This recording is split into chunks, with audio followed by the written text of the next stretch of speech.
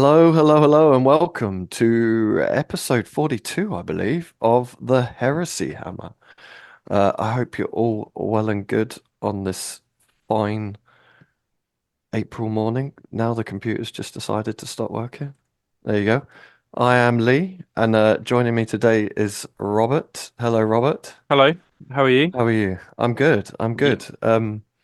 We were just talking, and hopefully you won't hear it, but I've had a big hole outside my house for about a year now. And today, when we decide to record, is when the council decide to come and dig up the road. So hopefully it won't affect too much, but we'll see. Should we do a How are you? disclaimer? Yeah, I'm fine. Should we do a disclaimer before we get started on this? Oh, yeah. So if you don't like swearing, probably fuck off now, to be honest, because Robert has a mouth like a sailor on shore leave. Exactly right, yeah. So you'll have to put up with his terrible swearing. So if you don't like swearing, probably not the show for you because we might say a few naughty words. We can't get enough of it. Yeah. Um, I was going to put a thing in the show, but you never sent me any pictures. But you have I just did gone send you back. pictures. Did you? Yeah, I sent you a load Oh, of pictures. oh, okay. Well, you didn't send them quick enough. I sent them as soon as you asked for the pictures to be sent. Did you? Yeah. Oh, apologies. Well, I haven't put any pictures in the PowerPoint. Well, do you want to ask Um, me what I've been doing for the past week? that's exactly what I was just about to do. Go on then. What have you been up to? Well, I have been to the United States of America, to California. Uh, I'll just jump in here. What I was going to do is I was going to have oh, you did send me pictures. oh, Sorry. here we fucking go. Um, Jesus, I was going to behind the do a scenes big, I was going to carnage. have like fucking eagles and Yeah, fucking yeah, yeah. stars and Of course, stripes and it's all very well saying that freedom now, isn't it? and But the moment's gone. I have to wait another year but before I go back to yeah. America. Anyway, so I went to the United States to teach people how to paint the Kratos. So I took the Kratos course to the USA. We're in a store called Herrick Games, run by Sky Herrick, who is a great lad. And that's in a place called Boulder Creek, which is basically a very small town in California.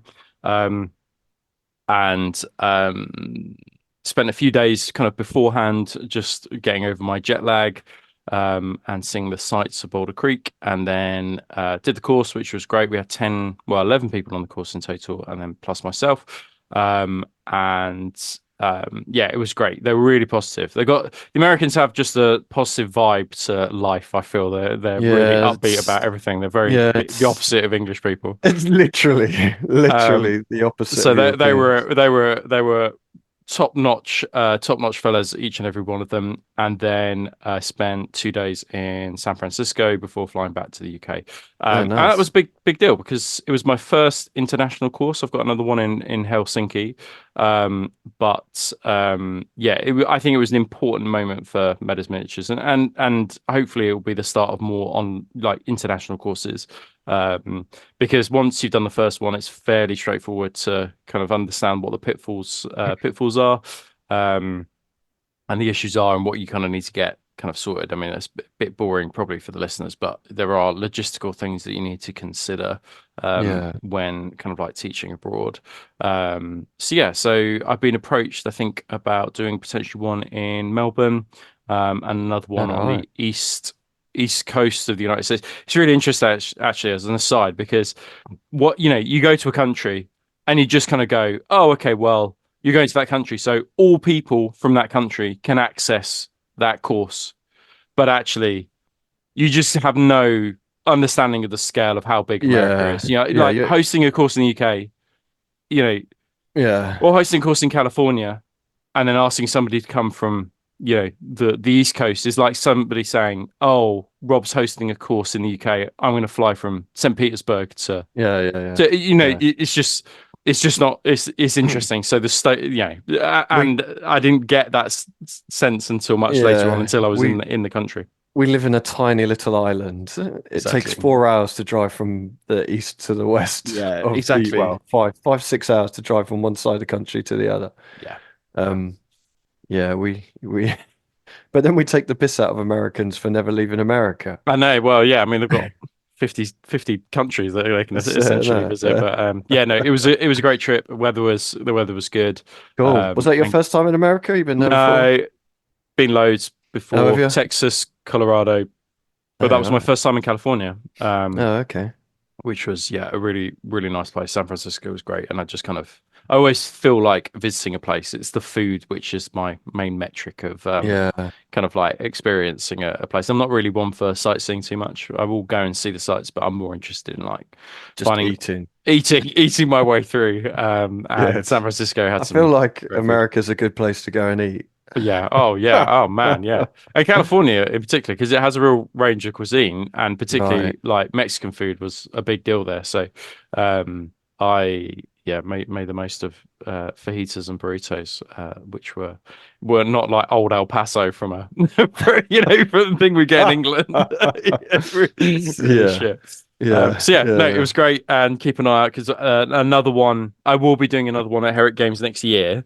So if you are interested in that, keep an eye on on the socials because generally tickets go fairly quickly. Um, Cool. so yeah, keep an eye out. Cool. Right. Yeah, check it out. So what we're going to be talking about today? Today, we are going to be talking about the war for Beta-Garmon. I called it the war because there's a thousand different names for it. Yeah, But we're going to be doing a lore video on the Beta-Garmon. And this is today's going to be kind of like the build up yeah. to all the big major battles. So I don't think it's going to be a massively long video. But this is basically all the stuff that was happening, all the little, well, I mean little, like the whole system was At war. By the time we finish the episode, the whole system is like basically millions engulfed in of war. dead. Yeah, Yeah. So yeah, but this is the build up to the kind of major battles that you've probably heard of. Um and hopefully you'll learn a few things because I learned quite a few things just going through the fucking reams of stuff there is written about it. So that's what we're going to be doing today, the War for Beta Garma. But before then, shout out to Oakhampton Games. Go check them out. I think they're based on the West Coast, are they near John? I think they're more. Um, Yeah, I think they're more south if coast, southwest. Southwest, if you want any solar auxiliary or any of the good plastic shit that GW keep pumping out, then go check them out. If you want any bits, go check out Bits Monster. If you're in the UK, it's free shipping over £25. And if you use the code Heresy Hammer, you get 10% off all Heresy items. Um, and if you want some premium 3D printed bits, go check out Dan at Gator 3D. If you want to add some bits to your solar auxiliary boxes, go fucking check them out. And talking about solar auxiliary, I've gone for a solar I see how auxiliary you heavy. segued Yeah, you like into that that? quite nicely. Yeah, Yeah, it was nice one. fucking subtle, wasn't it? Yeah. Well, I thought like now is kind of the time where people are starting to really pump out You're right. You're absolutely um right. some hot, sweet solar auxilia models. But again, like I'm struggling with Instagram at the minute. Like it just gives me all the fucking ones with the most likes. It's yeah, I end up spending an hour scrolling through it just to try and find some that don't have 10 And million likes. new ones, yeah. Yeah, so it's fucking Instagram. I don't know if to change shit. But anyways, first up, tabletop Tamo. I'm guessing these are Chthonian headhunters, but I didn't actually read the Yeah, I blurb. think he runs Sons of Horus as well as Okay. Ultramarines, but he's been pumping them out, right? I mean, Oh man, they look really I awesome. found the hardest thing was picking a photo because he's done so many bits and they're all fucking fit. Yeah, Um, and he had one picture of just this main dude with the pistol. I was going to put that up, but then I went with the kind of command squad. that's good. Yeah, Um, but I just think they look great. I wasn't sold on these models when they first showed, uh, like the bits on Warhammer Community. yeah.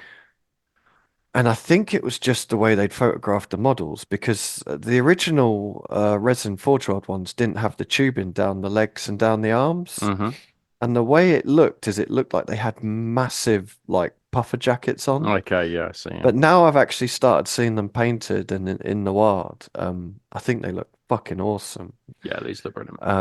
And Tabletop Tamo's done a fantastic job with these. Because there's so much detail on them. But Yeah. yeah, look awesome. And then up next we've got We Model Painter with a what are these called? It's a heavy Sentinel, I think. Heavy, Sentinel, yeah, yeah, Atheon Aethon, or something, Yeah. Aethon. Yeah, Um, this looks brilliant, doesn't it? I mean, he does some amazing work and has had quite a solar auxiliary project going on for some time. And I think what's good about this one is that as much work has gone into it as you would say, like do a Leviathan Dreadnought, right? I mean, like the yeah. missiles are painted. There's a dead guy on the base, etc.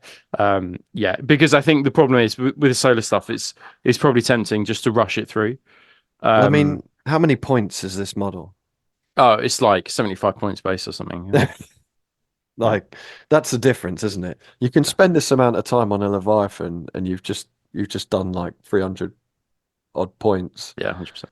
Whereas you spend a lot of time on a model like this, you've got to knock out five more of them.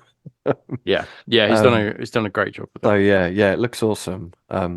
I mean, I would say like, and a lot of these, like the grays, using the grays as like a base color, you can do a lot of the heavy lifting, and then you're just going in and picking out the details, really, Yeah, aren't you? 100%. But yeah, it looks awesome. Looks awesome. And then up next we've got mediocre hobbies. Um, and again, I just like the different colors of the blue. This one, of the armor, and the blue and the red work well together. Uh, but yeah, I love the idea of a blue uh solar auxiliary force. Yeah, it looks great. Yeah, I don't know where that hammer's from. it's the hammer from the kit. Oh, is it? Yeah, Oh, right. Oh, yeah, okay. all those bits are from the kit. Oh, okay. Yeah, Cool. And then up next, Exertus Imperialis. I mean, yeah. he's been knocking stuff out for years now. Yeah, Um, so I really like this, and I really like it because of the kind of like the desert camo kind of yeah, scheme, the tan yellow. I don't know yeah, what yellow ochre tan scheme. I don't know, three colors yeah, all something in like mixed that. together. And I really like it. I think it's a riff off of BB Miniatures. Okay. Because he did a tank that he got sent from GW, and then he's kind of riffed his own, and I think he's really Mm. made it his own, and I think it looks great as well. I think that it's also good because you were saying before about the grey, so I'm not a huge fan of the grey, even when it's got Interesting. like an Yeah, accent. I actually just like color to my miniatures, and I think this is yeah, a great one where I'd imagine it's reasonably quick. I think he's underlined all those scratches, so that's probably time consuming. yeah, Um, but he's not gone round and done all the trim, right? I think this is a great example of where it can still yeah, look good with like oil washes, bits picked out in metal, a few pops of color with the missiles, and I think that yeah, it's a great riff on riff on this. Yeah, well done. I think yeah. it's brilliant. This, not that I will ever paint Solo Auxiliary Army, but if I was to do it, this is more how I would go more down the military Yeah, modeling route, of kind of actual military colors, yeah, and not do the fucking tons of tree.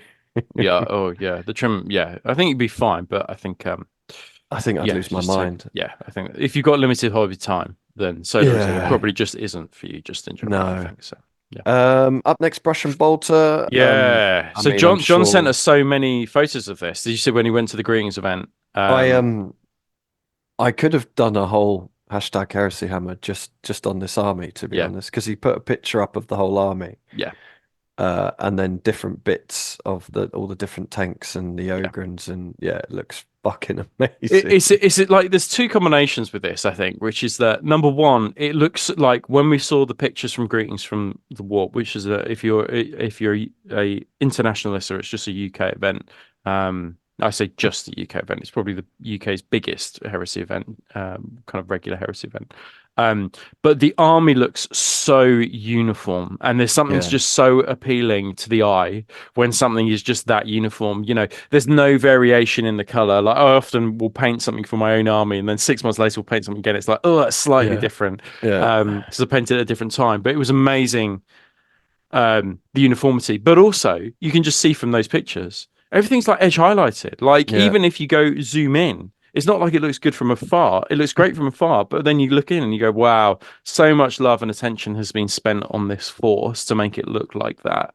Um, he's done such a good job, and I think he's one of the guys who does the terrain for Warhammer. So, like, the big displays and Oh, stuff. okay. Yeah, yeah, yeah, yeah. So he knows what he's doing. But I often think, just give this guy the stuff early just to paint, and Yeah, then yeah. people will buy it just Yeah, yeah, yeah. just from brush and Yeah, bolter. I mean, it's so yeah, good, man. yeah, yeah. I mean, even just the hazard stripes on the shoulders. Yeah, Anyone who's ever painted hazard stripes knows how you can lose your yeah, fucking mind painting hazard stripes. yeah. So to do them on every shoulder of every dude is just fucking Yeah. awesome. Yeah, it This looks doesn't make you want to fantastic. do Sailor Auxilia for Iron Wars, because presumably you do something similar to this, right? I would probably do it exactly the, would I? Yeah, I'd probably do it exactly the same as this. I wouldn't do the vehicles the same. I'd do the vehicles, like I said before, in more of a kind of actual, Yeah, um, army military yeah, I'd style. probably do like grey and desert like Yeah, stripes or something. But I know, I, I know, I would never fucking. That was, yeah, it would take me a lifetime to paint 10 of these dudes. yeah, yeah, 100%. Um, but then he's kept it real simple, It's Yeah, silver and black with some hazard yeah, stripes. yeah, Not, I mean, he's put a lot of work into it, clearly. But the colors are fairly simple, aren't they? yeah, yeah, yeah. Um, and I think that's the way to do it. But yeah, fuck no. I was just thinking about doing it sends shivers down my spine. Um, and then I think this is last but not least, Green Company painting. And Yeah, again, I think this is another Chthonian Headhunters. yeah, But I really like this. It's more of a, I don't like using the term, but it's more of a grim dark vibe. yeah. I really like the grey greeny Like the like fatigues. yeah, Yeah. yeah, it's more of a like World War II German colour is Yeah. how I kind of And see you've it. got some like patina on the gun as well, which is Yeah, almost yeah. reminiscent of like grimdark, isn't it? The whole Yeah, point of it is yeah. that the surroundings are supposed to influence the model, right? With So yeah, without looking shit. yeah, Like he's done a really good job. But again, I don't think this would take a million years to paint. Um, you got your fatigues, you got the black of the armor.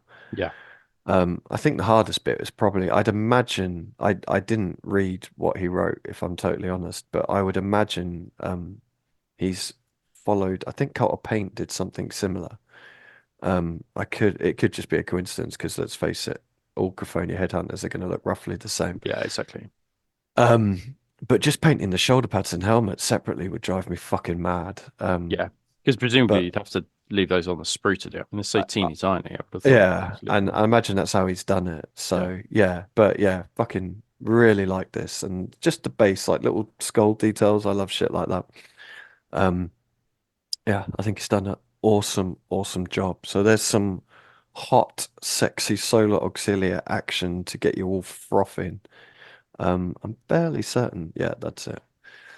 Um, so we're into Heresy Thursday now, and our last video, which was a little while ago now, we did a White Scars deep dive, yeah. and then we probably filmed it about 2 days before they dropped this model. Sure, this one. Although I think me and John have spoken about this one already. Oh, have I you? don't think me and you have spoken about it, but I'm Oh, sure. But we okay. can get your hot take on it if you want to. What's your thoughts Um, on this one?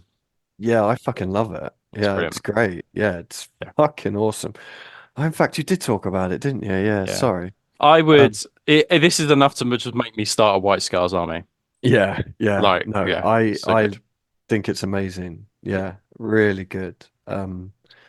But yeah, well, no more to be said about it. yeah. Fucking awesome. I Awesome model. love that the painting on that head is Yeah, it's nuts, Although I isn't it? prefer the helmet, if I'm totally honest, but the painting on the head is fucking on the face. Sorry, is Yeah, to make it look like a skull, like to actually make it look like yeah, a, you can be like, oh, that's it, that is a skull. Like that is hard. Painting yeah, faces is hard enough as it is. So yeah, yeah. They've done a brilliant job, but yeah, I really, really like this model. Yeah. Plus, Mark II, yep. which is cool to see. So yeah, hopefully we'll see some plastic Mark II at some point. But yeah, love it. We did Um, not talk about this, I don't think, me and John. and then we had the Command Squad. It's basically an upgrade sprue, isn't it? Yeah, it's not. Um, So I kind of zoned out. Um, it's yeah, so there was a number of reasons. So number one is the bits are great. I think that some of those bits are yeah, absolutely fantastic. I mean, the banner, having a plastic banner, not a resin banner, yeah, is just going to be so 100%. useful. So Yeah, you're not having to buy like a 30 or 40 pound like two models from Forge World to get a resin banner that isn't cast very well because they're so old now. yeah. And just have it like that is absolutely fine. How a Forge World transfer will sit on a slightly curved banner And I don't know or why they like always slightly do bent this. banner like Yeah, that, I don't know. yeah, Like it's good for motion, but I just don't. yeah. I'm not convinced that the old Forge World banners will fit nicely unless the Forge No, World banner is bigger than that, and then you just cut it to shape, which is simple enough. Um, the so yeah, and the fact that you've got different kind of pieces to go at the top of the banner, fantastic. Like that's brilliant. And then you've got kind of like this vexilla, if you don't want a massive banner. So like a vexilla probably works better for things like jet bikes, right? Because yeah, yeah, I think the yeah, problem with banners, like a cloth banner, is that you want the idea that the jet bike is moving, not static. So you yeah, have to have it kind of like billowing in the wind, like those yeah, old yeah, Raven Wing ones. yeah. So having a static banner like that works quite well, but it also works as just like a fancy vexilla. Um, I, I'm so that's and the helmets are all right. Yeah, The shields are I'm all not. right. Um, and having just arms, plastic arms that are for kind of essentially the spoiler arms that you can put shields Yeah, on is that all of that is massively useful. Do I think that that do I think that this is the best command squad we could have possibly have got? Probably not.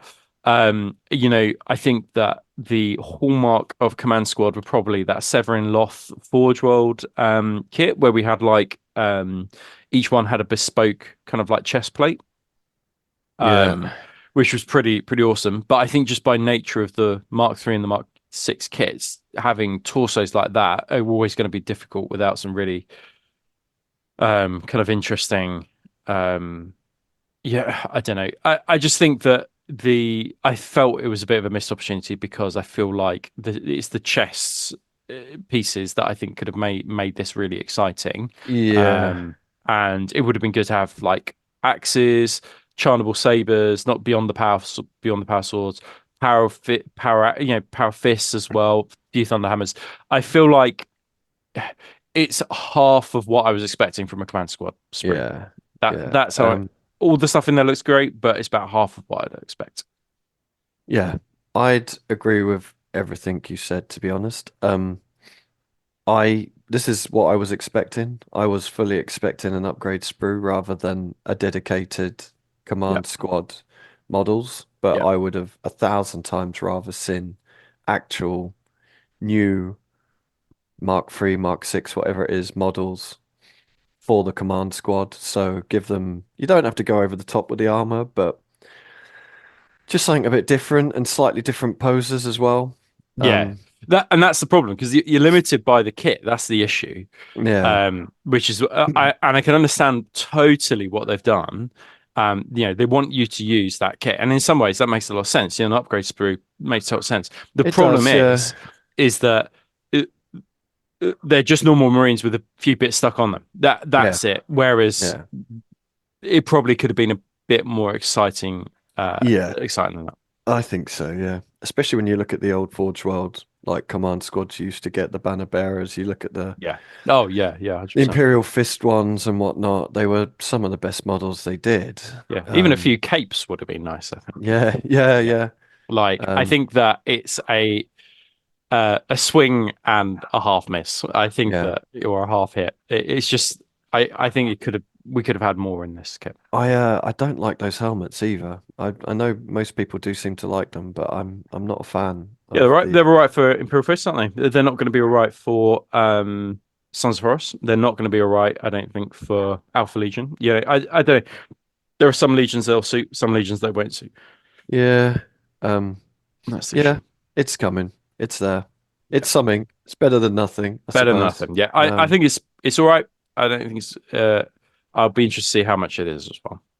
Yeah, 20 quid. I can understand if it's like 30 quid. I yeah, think I'll I think it's kind going to be more on the 30 quid side, isn't it? of. Yeah, Is it fair going to enough. come with 5 Marines as well? That I Did they? don't know. I don't know if it's No. just a sprue or comes with 5 Marines. Okay. Yes. Oh, and here he is. Yeah, so I um Sorry, I just need to. that's right. So this is obviously Axmund, Horus Axmund, and yeah, so we were expecting a model for him. Um but yeah, so I think the good things about him are the torso, the head is amazing. The bare head is absolutely Yeah. awesome. Yeah. It's nice that they've integrated some filigree, which is what he has on the artwork.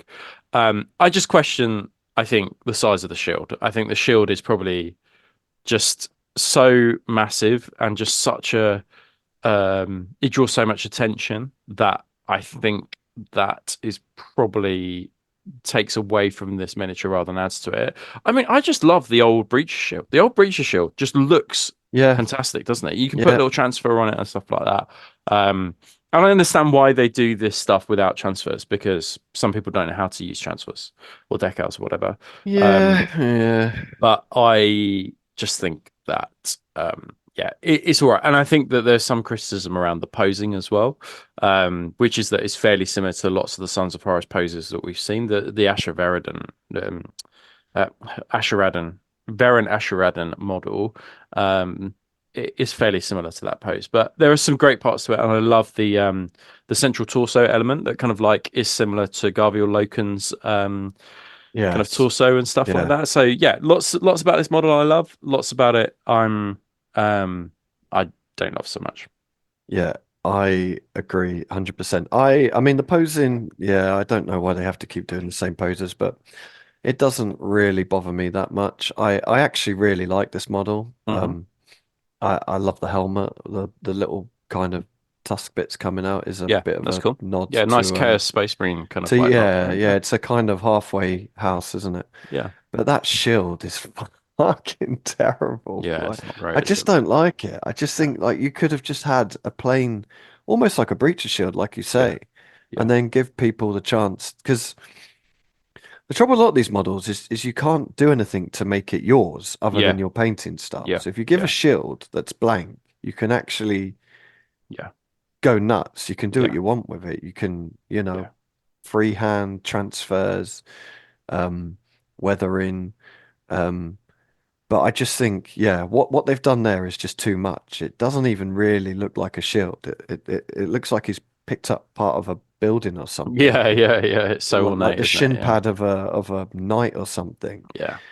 Um, but that's the only thing. Like if I was to buy this model, I would just change the shield. Like Yeah, I don't. I think of the recent models we've seen, probably my favorite has been Hibu Khan and Tibble Ma. I think those two have Okay, been my yeah, favorite. But out of the four models we've had, well, five models actually with Indrid Har, I think that this I think is the weakest of them. So, agreed. But I think that head is one of the best. Like oh, that oh yeah, head is just. amazing that.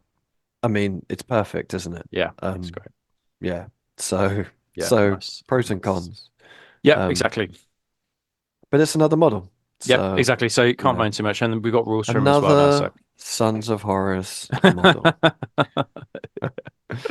And then this was written Yeah, at last the week maybe. bottom. of the last Warhammer Yeah, community. I think yeah. it was for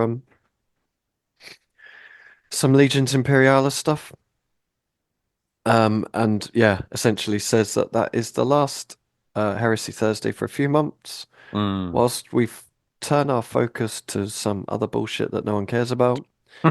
Our regular Thursday feature will return later in the summer.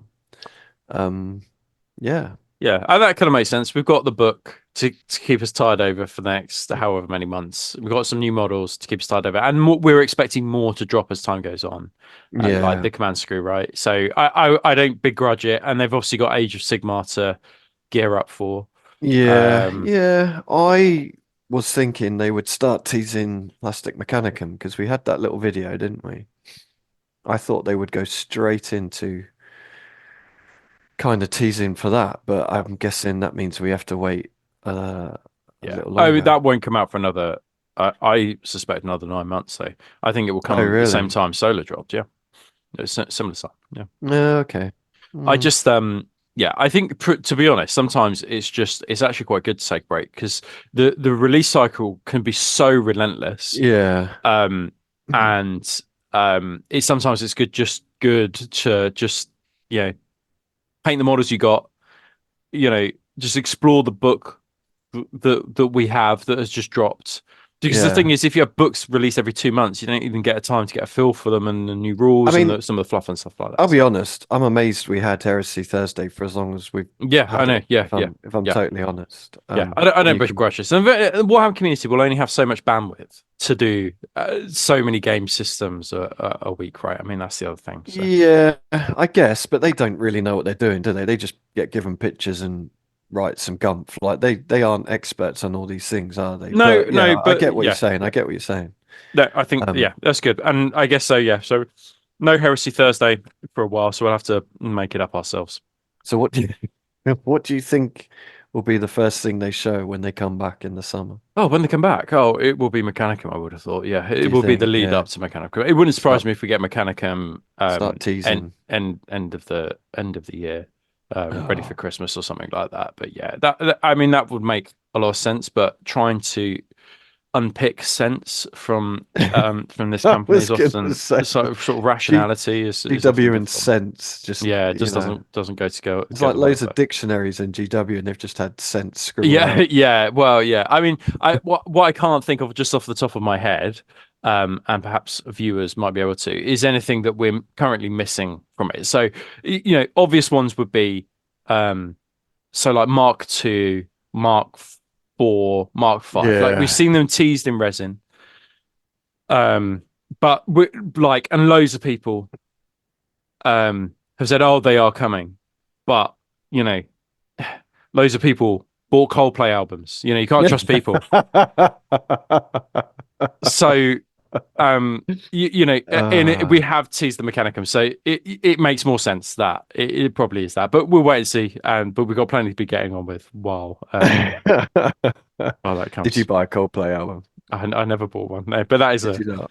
no. There's a Peep Show. I Yeah, I don't think. Did you ever watch Peep Show? Have you ever No, watched I Peep Show? haven't Oh, watched mate, Picture, you'd love it. but I did buy a Coldplay album Oh, once. mate. Oh my God. Think so much less of you now.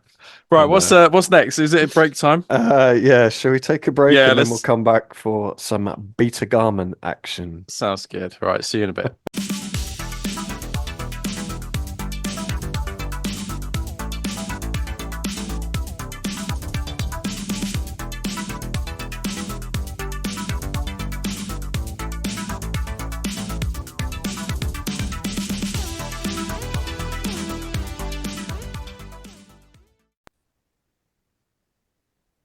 Okay, welcome back. Hope you enjoyed that advert. Now for the main segment, and we're going to be talking about the war in Beta-Garmon, the battle for Beta-Garmon, the Great Slaughter, Titan Death. There's about a billion names, um, and they all kind of talk about different bits of this battle for this the Garmin cluster, and the main what am I trying to say? The main bits that I've used to make this, the main reference has been the two books that were released, the Battle for Beta-Garmon, which is obviously the Age of Darkness, and the Great Slaughter, which is the Legions Imperialis book that was released not long ago.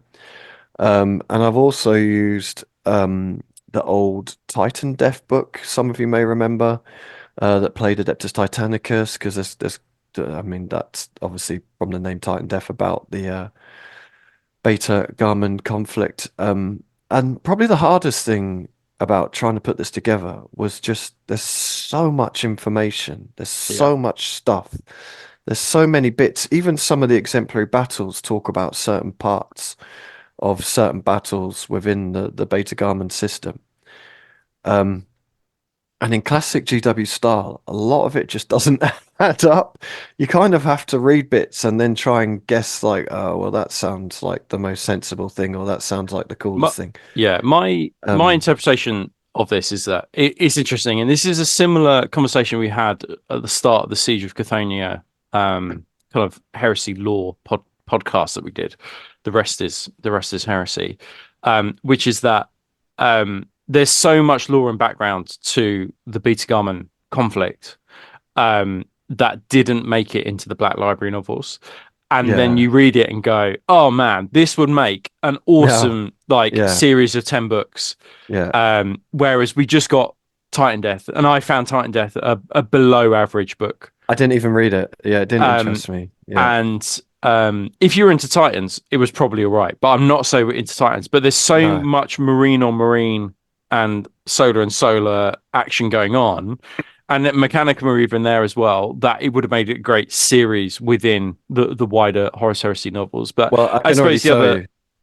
There's yeah, there's bits like that in this. Just reading through the lore, I'm like, oh, that would make a cool yeah, book. yeah. That's A a- yeah. 100%. And I think that, Games Workshop have not done that. And I don't think that they will, or Black Library have not done that. No, But we are no. here to service those needs, which is, we had hoped to do this in 2 episodes, I think, haven't we? But realistically, I think it's probably going to go as three because the source material is so vast. Yeah, But today is just almost like the lead up to the Beta-Garmon conflict, yeah. right? We're Sanguinius and Jagatar Khan have not been No, sent there, which is some element of Titan death.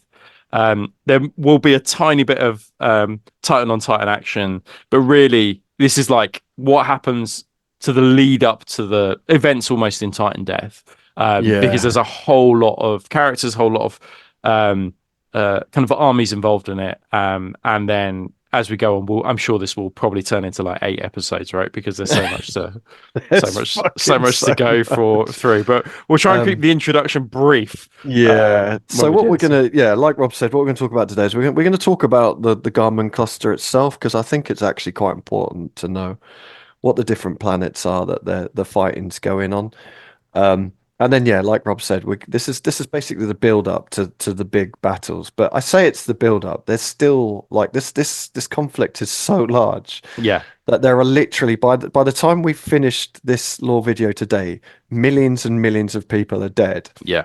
and pretty much every planet is at war. Yeah, we have not got this is the build up to the climax, but the build up is still quite an But intense battle. Right? I feel this is the trouble sometimes is you lose the scale Yeah, of the conflict. You know, when they talk about certain battles and you kind of lose the fact that I'd agree with wars, that. you know, And that's because our reference is often something like ISFAN 3 and ISFAN 5. Because ISFAN 5, they go, oh, okay, well, because not even millions of Marines are dying. Like, only, no, tens of no, thousands of Marines are yeah, dying. And then you then translate that into, okay, now billions of people are dying. yeah, It's just very, we can have a scale of like the ISFAN 3 massacre and ISFAN 5, but at this point it's just like whole worlds are gone basically, but and like yeah, it is interesting actually, because it's a bit like when you study like World War One yeah, in school, and yeah, you just don't appreciate, until you go to like a military graveyard and see tens of yeah. thousands of graves. Your brain No can't comprehend yeah, that amount of damage. yeah. Um, anyways, So the way we've done it today is it's kind of a bit of a timeline. There's a lot of stuff I've written, but we'll probably gloss over it and Yeah, have a and talk then about it, right? kind of have a chat about it. Starting off, what is the Beta-Garmon star cluster? So it's a location of star systems, and that's the important thing. It's a group of systems on the edge of the segmentum solar, and it's linked by stable warp routes. It was initially set up during the Age of Expansion, and at its height, it was about 30 inhabited worlds of a human empire. And for those that don't know, the Age of Expansion is way before the Great Crusade, when kind of humanity was at its peak, kind of technological advancements, and they were going off into the galaxy. And basically, it was basically the initial Great Crusade. They were just It going would have over. made total sense for the Emperor to like take control at that point, right? I don't really know why he didn't kind of go, You'd have now thought seems a so, fitting wouldn't time you? to take Yeah, control. yeah. So you have the Age of Expansion and the Dark Age of Technology, or Age of Technology, because Dark Age of Technology makes it sound bad, but the Age of Technology was also, it's this period of kind of peak technological kind of triumph, basically. So the humans have gone out, they've inhabited what is the Garmin star cluster. Um, And then along comes the Age of Strife. Now, the Age of Strife was basically all these machines that they'd built during the Age of Technology suddenly went Terminator, and they turn on their masters. And you've got, is it the Men of Iron? It's something Yeah, like that. yeah, yeah. There's like, you could do an entire video just talking about kind of Age of Technology, I think that Age of they Strife. basically in human hubris they developed the AI, right? And then these Yeah, AI things kind of and maybe we should turned be on talking them. to the tech companies in Silicon Valley Yeah, about this, but yeah, yeah, they essentially turned on them. And the other thing to say about this period is that just about this golden age is that, and I'm sure many of you are familiar, but those who aren't, the STC designs, like the Rhinos, the Land Raiders, yes, like they're all created at this point. So lots of the technology that is used during the Horus Heresy comes from the from that age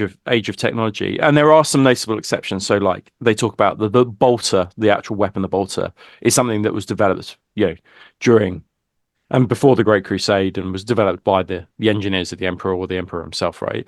But lots of this technology is used during this period. So when we're talking yeah. about the tech like Land Raiders, these things are like the actual designs for these are thousands of years old. And just being repurposed. It's good that they conveniently just fit like 12 space marines in there, isn't it? I mean, Yeah, it's just a that's squad of. handy. Yeah, See, that it's is really handy. handy that these Yeah, fit things yeah, things fit them in. So yeah. lots of the we're already going off on tangents here, but lots of the kind of the machinations around the Mechanicum is always about trying to get their hands on STC. So that's what they're really Yes. driven by. So when they're kind of Yeah. like trading with the Horus, they're always like, yeah, but that's a good deal, but can you throw in an STC design into that for us, please, or something like that? So Yeah. and that is often lots of the Mechanicum's kind of motivations is in order to get a lot of these STC And designs. and also with that as well, like most of the Mechanicum have lost the ability to kind of design new STCs. So Mm. when they get something new, it's generally because they've found an old STC Yeah, on a planet somewhere. It's not because they've created a new yeah, machine. And yeah. and um And a lot of this technology, they don't actually know how it works. They just know Yeah, it works. yeah. And that's where you get the more kind of Like the religious, machine spirits, right, and yeah, things like the that. religious aspect Yeah, of the Mechanicum is because they're a bit like, well, if we pray to it, it might keep fucking working because we don't yeah, know how to fix it. Um, so yeah, so the Age of Strife comes along and basically, yeah, like Rob said, all these AI machines turn on the humans, and it's a huge galactic wide war, and to the point that humans are nearly wiped out. yeah. I think there But were a number of warp storms as well that kind of like because I think around this time is the I think Eldari yeah, um, yeah, kind of like Slanesh has been born. So I Slanish, think that isolated pockets of humanity are also cut off, which then leads yes, humanity to kind of go in different directions, be it yeah, evolutionary directions or technological directions or alliance directions. So part of the emperor's kind of machinations is to unite these scattered bands that have been kind of cut off, partly because of the things that happened during the Age of Strife, but also because of these warp storms as well. Yeah, exactly that. And that's where we find the Garmin star cluster. So they're largely untouched during the Age of Strife. They lose quite a few planets, etc., but they remain intact as a human empire. And then the Great Crusade goes out, and Beta-Garmon is brought back into the fold with the Imperium, and they happily bend the knee. They don't because the Imperium. I mean, when I was writing this, I was like, the Imperium's basically the British Empire, isn't it? It's Yeah, just like join us, or we'll just fucking wipe you off the face of the that's planet. exactly it. Yeah. You know. So yeah. So It's interesting this bit because also what that starts within the Beta-Garmon kind of cluster is a lineage of the families that are in charge, right, as well, and that plays an important part exactly. later on. So essentially, the lords of the Beta-Garmon cluster of these different planets, there is no one overriding lord. They are, they are lords of their own fiefs. But Yeah. what this then does is create a lineage, and those rulers who are in charge, their families are still in charge by the time of the Horus Heresy. And as you've and they've been able to keep power because they've bent the knee. Yeah. Very kind of like Game of Thrones style. They bent the knee, so they are able to Well, to stay in power. And then the other thing to say is that because you've then got a hierarchy like as such, you've got these lords, they're not even governors actually. They're it's more kind of regal and royal yeah. than that. Yeah. But because of that, they are open to assassinations and temptations and bribery and blackmail, etc., etc. And the Perfect Legion that doing all those things is the Alpha Legion. So we'll come to that a little bit later. Oh But yes. you've got a structure in place that is open to sort of assassination attempts and things like that. Yeah. Yeah. Exactly that. Yeah. You've got people that have been kept in charge, and they're open to corruption, Yeah, essentially, yeah. which is pretty much like Just the British how life Empire. works, right? Yeah, yeah, So it's brought back into the fold, and at this time, only 5 star systems are remaining within the cluster, designated Alpha, Beta, Delta, Zeta, and Theta. I think I said that yeah. right. There's one thing I will say is there's a lot of names in this, and I'm just going to say them. If I say them wrong, like who knows? Who knows if Primary it's River. wrong? Right? Yeah, Yeah, yeah. Um, and then, in typical Imperium fashion, all these planets are basically exploited and fortified by the Imperium. And the Beta-Garmon star cluster essentially becomes a huge armory and mustering point for armies and fleets of the Imperium heading out on the Great Crusade. Because the Beta-Garmon, where it's located, is it's essentially uh, next to the Sol system, yeah, but it's warp routes, and we'll talk about this a bit. But the warp routes are essentially the most stable warp routes in that region. So they are literally the safest way in and out of the Sol system. So all the fleets, all the armies that are traveling out on the Great Crusade, they're all going pretty much through the Beta-Garmon system. And to the point that the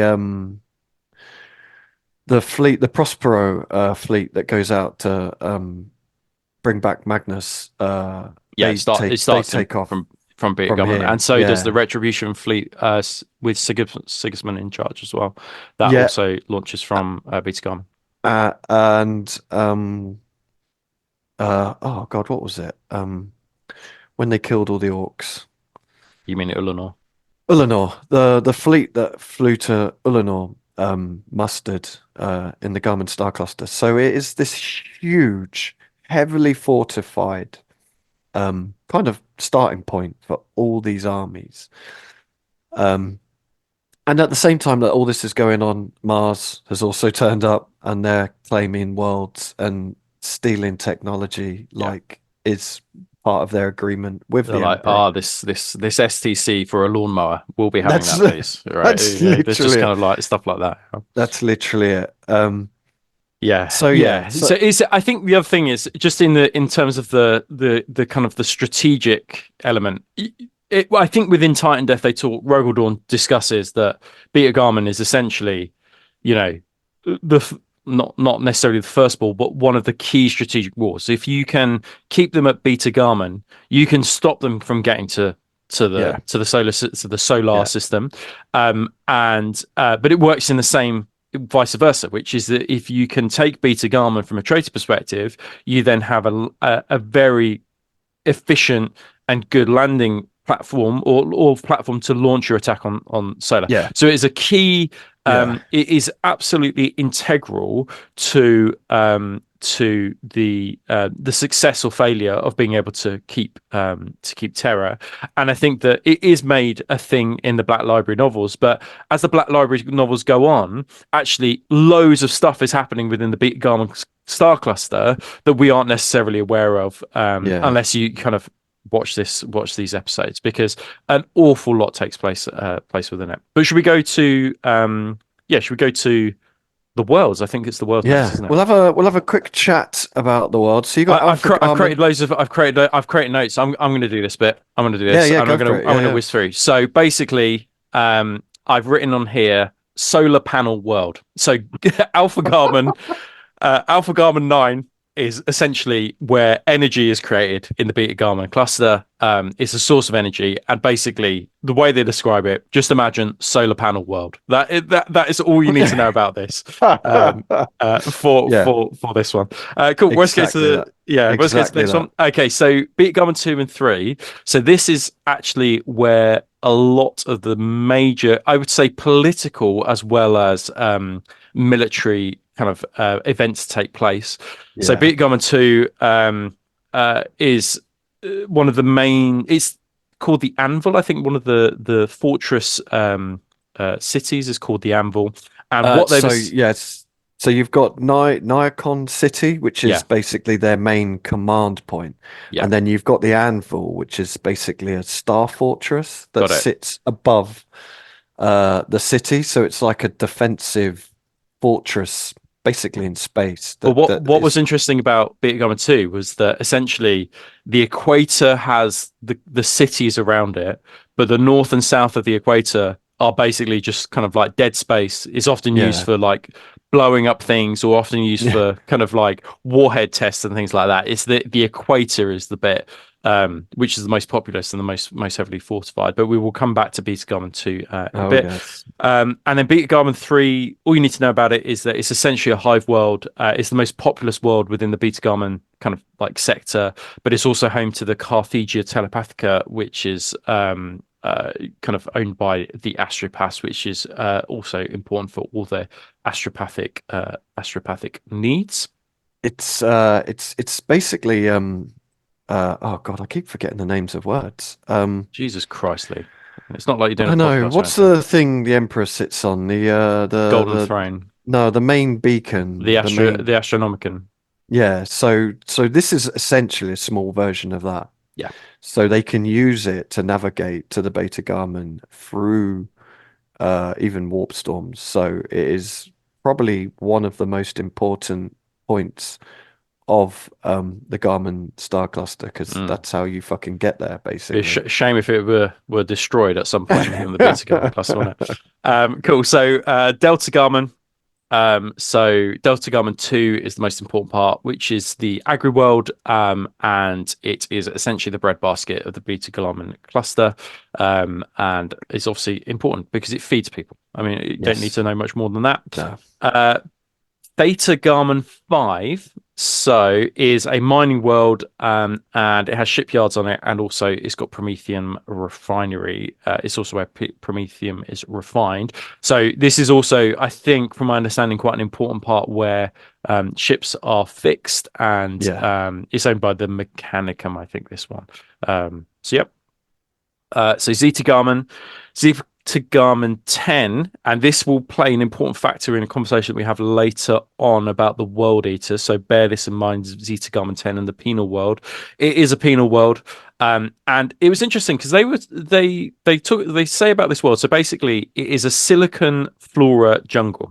So how I kind of had in my head like plastic plants, but the plants and the jungles within this world kind of like resonate at like a certain frequency. So it kind of has quite in like horror films they'll often play like frequencies you can't hear to make you feel Yeah, uncomfortable. It's it kind of like basically that, does that. so it will Yeah. just drive people mad as they go on it. So that's why they put a penal colony there, but they also do a lot of the solar auxiliary training there as well. Like training bases are there because of like working in and fighting in extreme kind of extreme scenarios. But the most important thing for the conversation we're going to have today is that it is a penal world with lots of convicts on it. Lots and lots of prisoners. Yes. So Dark Century. Uh, This is pretty cool. yeah, this is strange, right? Because I didn't see Yeah. much more in our conversation. I don't know whether this will come up later on, but essentially, It comes up way later, yeah. it's a dead world, and it appears and reappears, and nobody can guess when it will appear and reappear. It just kind of, and there are some like nomadic tribes that live on there, but because it kind of appears and reappears, you can't use it as anything. It's not reliable, but there are nomadic tribes that live on there. So that was quite cool. I don't know anything more about it than this episode because Lee it has prepped all this, so I've only got the so notes from it this one. literally, like you said, it'll just appear out of nowhere next to a planet somewhere, and then it'll disappear and Yeah. appear somewhere else Okay. within the cluster. But I just think like, yeah, so it's the planet changes between solid and liquid. So Oh one minute you right. could be standing on land, the next You go, minute "Whoa!" you're in the sea. And Okay. I Cool. just think, I mean, it says here only hardy nomadic fishing crews sail or drive across its surface. I'm Yeah. like, how shit is your life? I can Like, imagining like kind of how like a Waterworld Kevin shit? Costner-esque kind of Yeah, like yeah. thing going on, right? Um, Yeah. and the only other thing is that when this appears, it's a kind of the coming of doom. Like it's Oh, about oh, oh, interesting. Oh, I yeah, didn't know that. That's yeah. okay. Oh, yeah, there it literally says coming of dream. So Okay, so yeah. awesome. So We're I at love it. It's cool, but it's just fucking insane. It's just a yeah. bizarre liquid solid planet that appears and re disappears. But yeah. And then essentially there are dead systems across the Beta-Garmon cluster as well. So these are just essentially graveyard worlds. There's nothing on them. Yeah.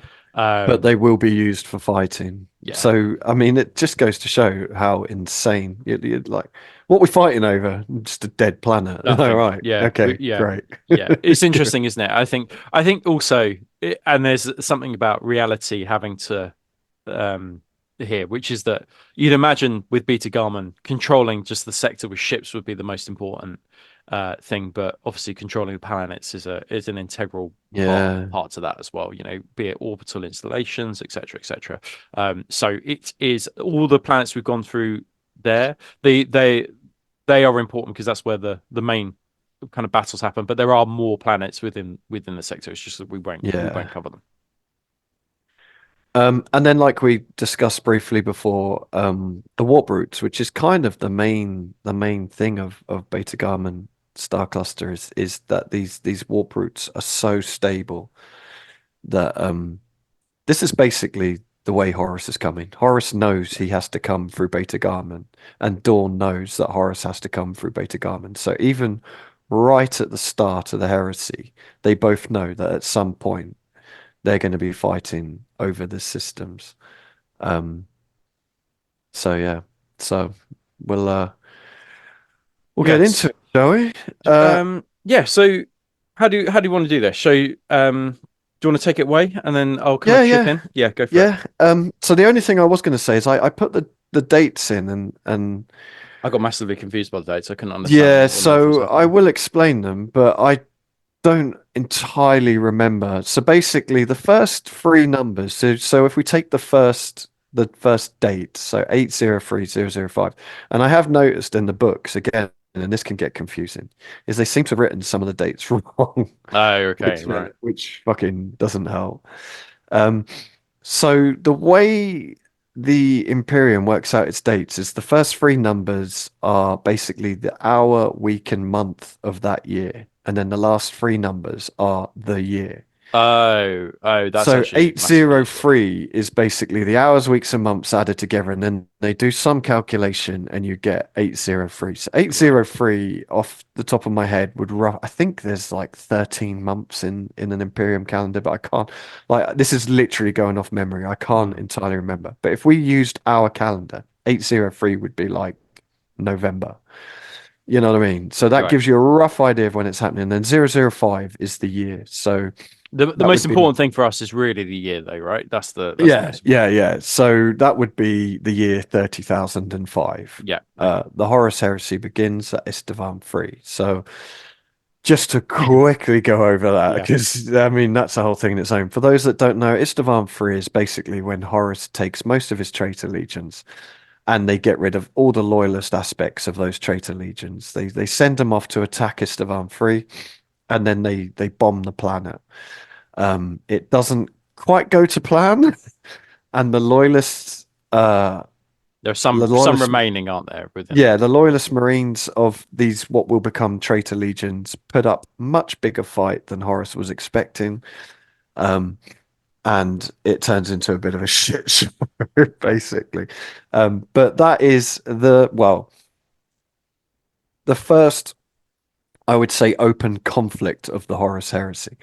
Um, and then 996005. So I think this is where one of the dates is actually quite pertinent because you're talking like not even a month after the heresy Yeah, begins. this is really interesting actually, and I suppose that it goes and lends itself to the calculations that that Horace is doing because at this point he goes, okay, I know that if I attack these people here, I need to go and set up other Yeah, things across the Galactic Empire, and so he yeah, sends out his emissaries, doesn't he, to the worlds of yeah, Beta-Garmon, and he starts kind yeah. of like So enticing them and being like, that emperor, he's a total dickhead. You can't trust him, but you can trust me. You know, we've been yeah, fighting, and the emperor's back on Terra, and he just uses all his wily cunning, and he sends out his emissaries to essentially to yeah, persuade them, doesn't he? I mean, that's essentially the long and the short of it. yeah, Um, yeah. So this is basically just coercion, yeah, sabotage, and assassination, and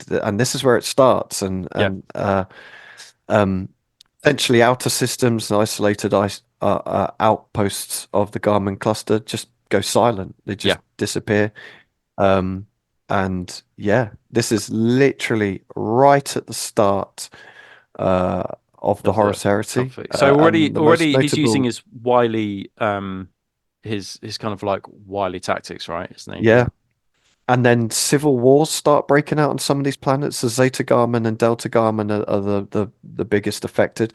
And this is one thing that does make me laugh. It's like, oh, this is our planet. This planet makes food. And you're like, do you not see a problem in that? Like, if something happens to that one planet, no one in Yeah, your system can eat. Like, I feel yeah, like yeah, this is foolish. Um, yeah. but yeah, so the biggest thing that surprised me when I started doing this was just how quickly Horus had sent his agents in, and Yeah, these are I don't see these as legionnaires. I see these as kind of you know human agents of the War Master going in and just doing what secret agents do. Basically, yeah, this is yeah. your James Bonds going around causing trouble. I imagine there would be one or two Alpha Legion probably heading up things, but at this point in time, it's yeah, it's just humans being dickheads. So Um, next up, so the year afterwards, um, we then have obviously the Retribution fleet sent out by yeah, Rogal Dawn to go and confront Horus. Now that's just a single fleet. It's interesting because they call it the Retribution fleet, but actually, um, it's actually just Imperial Fists and to essentially yeah, tasked with trying um, to take down Horus very early on. yeah. Now, this was initially led by Sigismund, but Sigismund kind of like has a road to Damascus kind of like flash, doesn't he? It's like, oh, I can't possibly go. So it's led by someone else, and then eventually it's led by Alexis Pollux.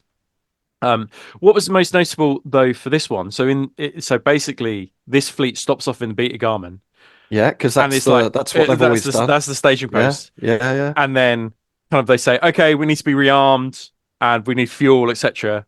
And many of those wells are like, fuck you, motherfucker. yeah, yeah. We don't support the emperor anymore, and they don't So have well, a time lot. to deal with this, do they? They're kind of like, No. okay, well, we'll come back to this a little bit later, but there is a single planet that does help, which is Beat Gamma 2, and then Palatine Lady Irana Vale, and she's an important character. We'll just call her the Palatine Lady, I think, because it's Yeah, just a little bit yeah, it easier. But gets she yeah, does provide munitions and supplies to them. but I think that they know that they're going to have to come back to Beta-Garmon at some point and deal with this Yeah. because even now they are not supporting the fleets of So the Imperium. So a lot of the planets are actually they're not openly hostile. They're just like, hey guys, yeah, this is great, but yeah, we're a bit busy at the We minute. can't We'd help love to you. I'm help you. sorry. Yeah, And yeah, exactly that. The Imperial Fists are basically like, yeah, something's not right here. However, we've got to go deal with Horus. We'll come back. And this is so early on. This is what blew my mind with this. And then about halfway through year six of the 31st millennium is the drop site massacre, yeah, Istvan 5. So this is where the loyalist legions land to go and fight Horus, and then not realizing that all the traitor legions had already turned. And essentially, Raven Guard, Salamanders, and Iron Hands are pretty much slaughtered to the point that yeah. they're no longer able to operate as legions and obviously the Iron Hands lose their Primarch. So it's within weeks of the drop site massacre that survivors start retreating into the Garmin clusters. So you've got all these kind of loyalist elements, and there would have been Imperial Army elements there as well. They're not Yeah. really mentioned, but and Mechanicum elements, and they start appearing in the Garmin cluster. And this is the point that those sneaky 20th Legion, Alpha Legion operatives start actively operating in the Garmin cluster. And this is when you know shit's going south. Yeah. When these dickheads turn up, and essentially hundreds of these kind of minor lords, military commanders, astropathic directors are essentially found dead. And this fear has been increasing in this region. You know, you've had these elements of the outer systems are going quiet. People are obviously hearing stories about things happening with Horus. You know, the Retribution fleet has come through, and by this point, there's open civil war on a lot of these planets. And now you've got these loyalist survivors returning to the Garmin cluster. You know, as an average dickhead, you probably won't be told a lot of information, but there'll be snippets of information coming through, and this fear is increasing of this thing that people just couldn't imagine of Astartes turning on Astartes and the Imperium's kind of being torn apart. And now you've got the 20th Legion kind of really up in the ante. And they start like a program of like sabotage, and they start destroying the siphons, solar siphons on Alpha Garmin 9, and the Agri domes on Delta Garmin 2 start being destroyed. So The you've got the your the energy, solar siphons being the the solar power. Yeah, planet, yeah, right? Yeah. yeah, yeah. Yeah. So now you're starting to lose power, and there'll be blackouts, and food is getting cut. Um, and then the void docks of Theta Garmin 10 go quiet, and there's mutiny, open mutiny. And this is where the kind of remaining lords, basically scared for their own lives, call a conclave at Niacon City at Beta Garmin 2.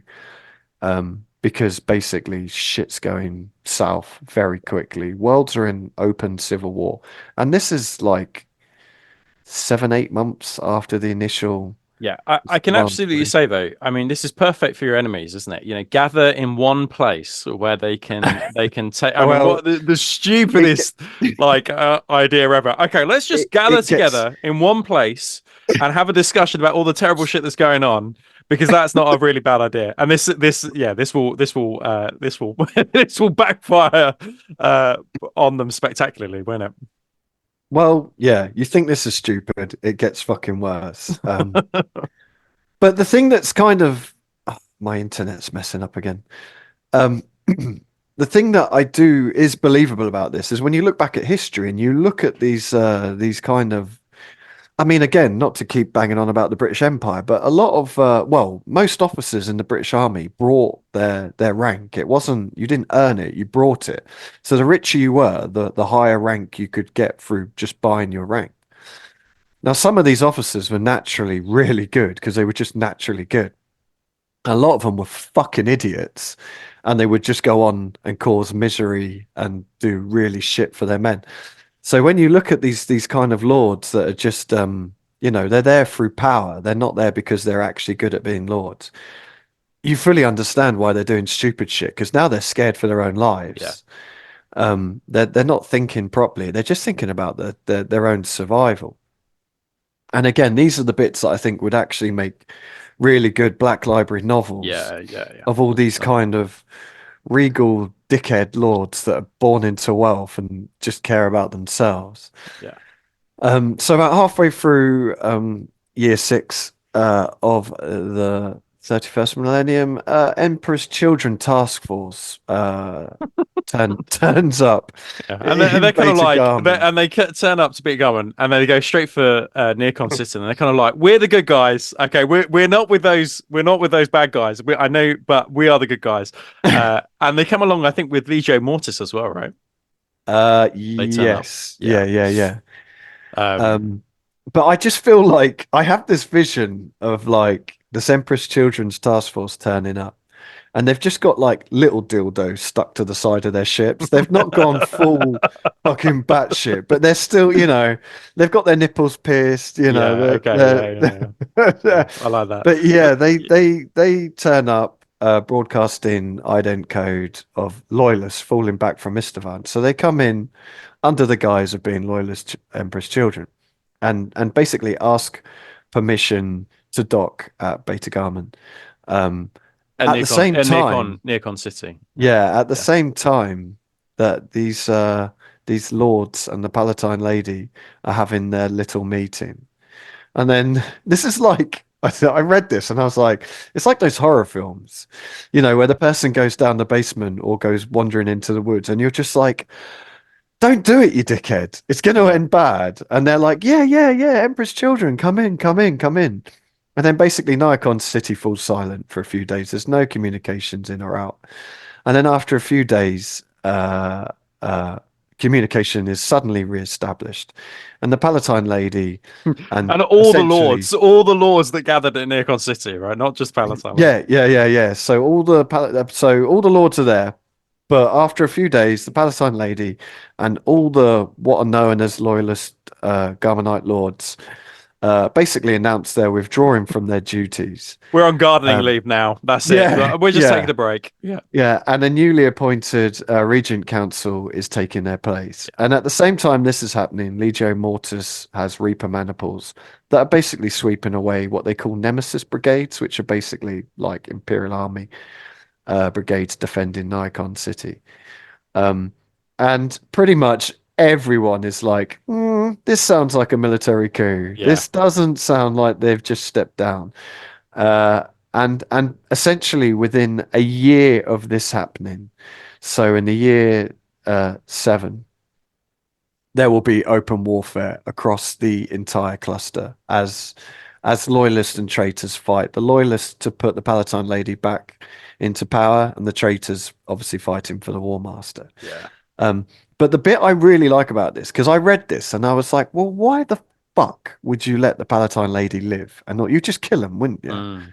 Like you've come in, you're Emperor's children, you've got dildo stuck to your helmet, you got a flamer wedged up your ass.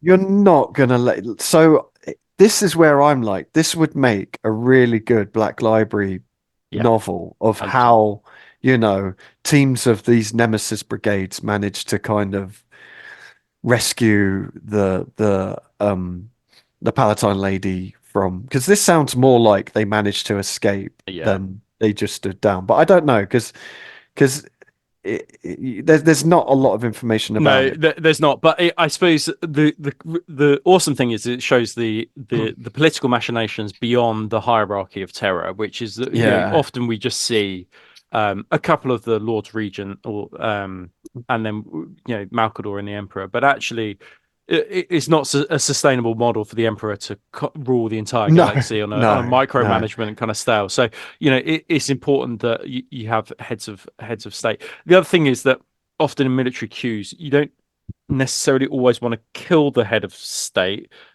because some authority is still derived by them. As long as you can puppet them and can control them, Yeah, interesting. Yeah, true. it's important. And remember, these are not they are essentially heads of state in the sense that they are the kind of regal more than they are kind of like appointed planetary Yeah, governors. yeah. So They're uh, fucking idiots. so Yeah, so they've got so some authority will be derived just by their title and their name and name. But anyway, but the Battle of Paramar then takes place, doesn't it? yeah.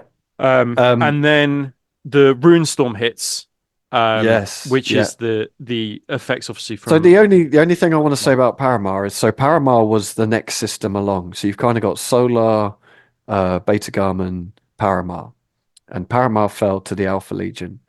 Um, and essentially, again, that because this is kind of before open warfare spreads across the whole system.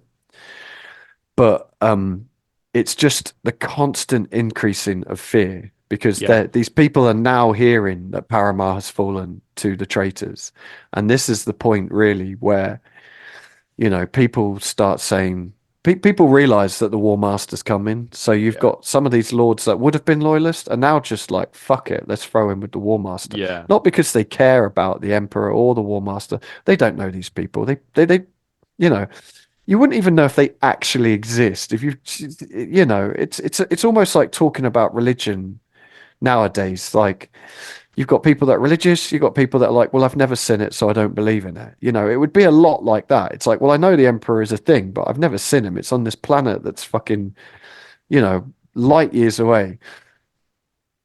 So people now, they don't give a fuck about whether they're loyalist or traitor. They are literally thinking, what do we do to survive? What is our best options to survive? And this is when this fear builds up that people just start throwing in with the War Master because they're like, well, he's coming, and Rogel Dawn doesn't really seem to be doing much.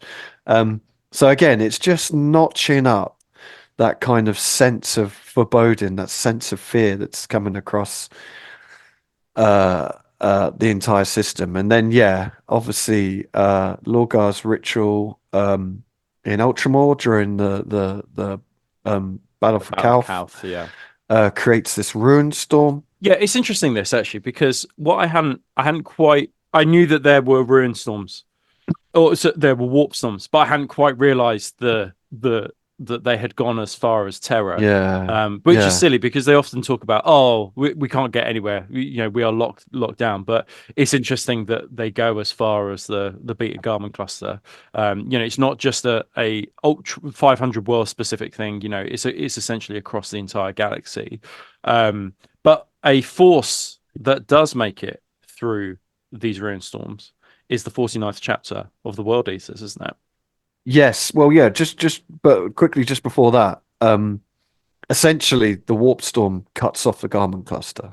Like Well, it it's cuts off completely everything. I cut think off. the whole Yeah. point is that it essentially you are marooned Yeah, wherever you are. there's no communication, there's no Yeah, nothing. So Terra has now lost all communication with the Garmin cluster, and Dawn knows that Horus has to take the Garmin cluster to take Terra. So Dawn's now thinking, fuck, essentially, yeah. fuck, I don't know what's going on. He knows civil war's breaking out, he knows shit's going south, but now that's it, it's done. Yeah. I But the think traitors still have, and this is a very important point of the Beta Garmin conflict. The traitors still have a steady flow of reinforcements. They're yeah. still fighting. They're fighting outside of the system, but there is a steady flow of traitor forces coming in. Whereas with the loyalists, people do manage to break But through. it's much more piecemeal, isn't it? Yeah, Yeah, yeah, and yeah. that's the big difference. And then I think yeah, yeah, this is probably testament to the fact that because of Horace's kind of affinity with the warp, the traitors are much easier able to navigate the yeah, warp and storms. that's it. They take damage, but nothing compared. Because essentially, loyalist forces are flying blind, Yeah. essentially. But a good example of a force that does make it through that is of the Yes. traitors is the 49th chapter of the World Eaters. He's led by Praetor Krejek, Butcher of Setrek 9. So he does make it through. And Yeah. essentially, he starts a 3-year campaign of just reaving through the outer systems, doesn't just he?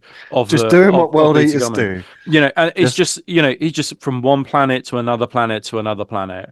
yeah, Um, and yeah, and it's interesting because these guys are specifically noted within the books, right? They are an important because yes, there are battles going on, but these guys are they're it's interesting that these guys are noted, but essentially they will make kind of a permanent stronghold somewhere a little bit later on, but at yeah, the moment yeah. they're just it's just 3 years of reaving.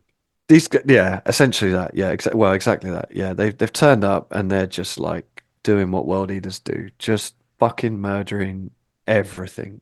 And they will play a bigger part later on. But yeah, they're just like, cool. We're just here to murder shit. Like, yeah. Cool. Should we So just before then, we go into the first battle yeah, of Neocon City? Let's take a break and then okay. we'll come back with the first battle.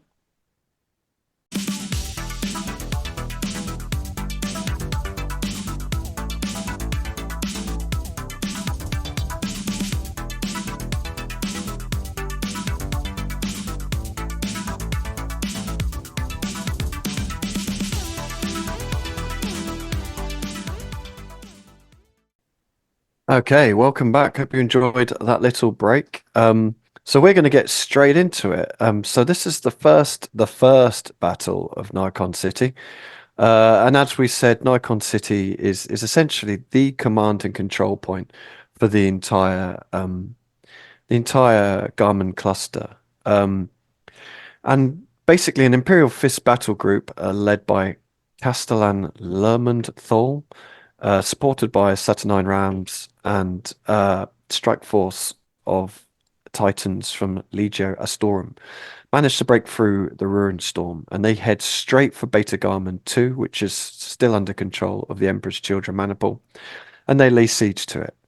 Um, and essentially, this is a fortress city. All the cities on Beta-Garmon 2 are fortress cities, and it just turns into months of brutal attrition siege warfare with no one really making any headway.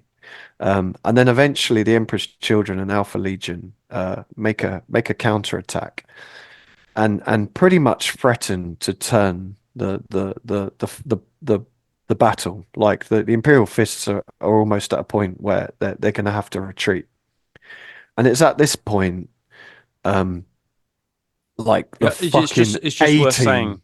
it's just worth saying, Lee, as well. So you might be wondering, oh, why is Neocon City held by the traitors? Do you remember? If you remember, they the Emperor's Children performed a military Yeah, coup, and that's yeah. why they currently hold the city. And then obviously you you will have all your kind of traitor army militia that Yeah. will have been moved in as well. But yeah, literally like the fucking A team bursting through the sky in a ball of flames comes the Salamander's assault cruiser, the Ebon Drake. So it bursts into real space on the outskirts of the Beta Garmon system, um, under the command of Chaplain Lieutenant Xiphus Jur. Yeah, It well, doesn't. it's interesting this because we get a real cameos from all of the Oh, we people from do. the Yes. legacies because we have Yeah. Xiphus Jur, we Yeah.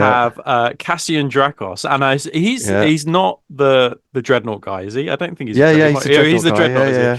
And we Yeah. Yeah. also have of Iron Warriors fame, Narek Dryger as well, And I who didn't realize this at all. Like I had no idea that yeah. Narek Drager Oh turns up here. yeah. No, Yeah. yeah, No, he's I been didn't totally realize. like he's got like a kind of a very special relationship, I think, Yeah, I didn't realize this. Cassian Dracos, I think. But yeah, Um. no, he's kind of similar to Dantiok in the way that he kind of abandons his loyalties to Yes. the Yeah. Yeah. traitors and then supports the loyalists. But essentially, yeah, they turn up and everyone's a bit like, "Who are these dickheads?" Yeah, And because they don't they even don't. answer. They don't even No. answer anything. Do they? So Like the whatever, loyalists are literally, "Hi guys, are you here to help us?" And nothing, no response. The traitors are like, "Who the fuck are you? We're going to just shoot you." Nothing. screaming unto the They just, anvil, aren't they? yeah, they fly straight through all these fleets, and you've got to think at this point, like the space is just full of fleets of fighting, loyalist traitor ships fighting each other. They come straight through the middle of it. Um, they fly to Beta Garmon 2, and then the Ebon Drake just pumps out a load of dropcraft and gunships before it just disappears. Um, and then yeah, these dropcraft and gunships fly down, uh, and on board is the former Lord Commander of the Salamanders Legion, Cassian Dracos, um, and his group of dudes who are known as the Disciples of Flame. So we have rules for those Um, guys as well, right? Yeah. yeah, so this Yeah. is all from one of the Exemplary Yeah. Battles PDFs that was released. Yeah. And yeah, like we said, Warsmith, Narek Drager, and they literally fly in and launch this rapid assault on these traitors. And essentially, I mean, I haven't really written it here, but essentially the salamanders just go fucking Yeah, they berserker. kick their They dicks in, don't they? they Yeah. absolutely batter them. But Yeah. then there was elements of salamanders within the Imperial Fist Force. Um, and they see these salamanders and they're like, brothers! And they just go running off after them as well. So Oh, good lives. there's just this massive rush of all these traitors like, fuck, we need to get away from it. And these salamanders just going absolutely It's so berserker and it's so battering. it's so frustrating because the salamanders, I think, like we have quite a few of their books, but we never It's see fucking them awesome. really at like at war en masse. And you can Yeah. really imagine like that Yeah. moment where the ship comes in, gets into orbit, it's like It's and just then fucking just unloading their it's flamers into the so melting Alpha fucking Legion. cool. I just Yeah. have this like even then the Imperial Fists are like, guys, what are you doing? And then the commander, because you know the Imperial Fists are no slouches, the commander's like, well, fuck it. Yeah. Charge, Yeah. basically. Like this is our chance to break the enemy. And the Imperial Fists launch an assault off the back of these the salamanders and loyalist Iron Warriors. And yeah, by the next morning, Nikon City is pretty much under loyalist control.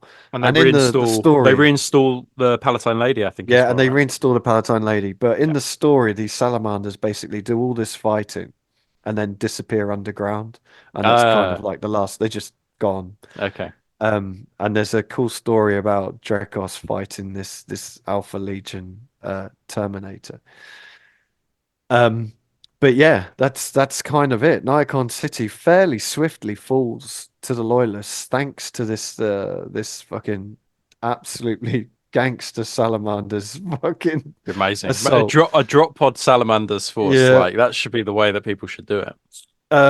And then in some of the books it talks about Legio Astorum maniples engaging Legio Mortis who were defending uh the Beta-Garmon 3, right? Galadriel Primus on Yeah. Beta-Garmon 3. So basically, yeah, they there's at the same time there's fighting going on Beta-Garmon 3. But the newer books don't really talk about this, if I seem to remember correctly. This is more from the older books.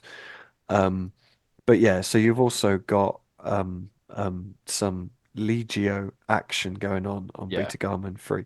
But I Yeah. just love this story of these fucking Oh, mate, salamanders yeah. coming down I and just I just want murdering an shit. entire 500 page book called Neocon City or Nikon City, and it just outlining this battle would be absolutely awesome. Like, yeah, It's such a missed so cool. opportunity, I think, because It's there's some so great, cool. and it's just like it's like we said with the Siege of Cathonia, where you just like, you know, you've got all these amazing moments that would be great as a narrative story. But it's all right. We're here to explain the story to you, so you don't feel like you're But missing out. I also think if you're looking at running events, I think Beta Garmin is a Oh, perfect yeah, example to run a kind of campaign type weekend.